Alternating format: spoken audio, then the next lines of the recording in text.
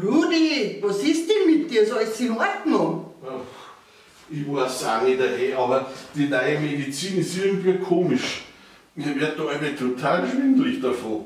Du mal her.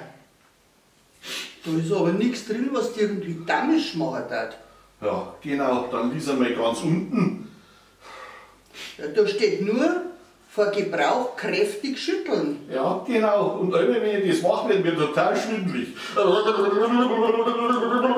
was bist denn du für ein Hans Wurst, ha?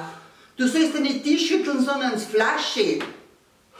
So, ja, das kann so aber ein wenig deutlicher draufschreiben, oder? Ja. Herrgott im Himmel hilf. Ha, jetzt hat er einen Grund zum Jammern. Nein. Männer. Bayern Comedy wird unterstützt durch die private Landbrauerei Schönramm.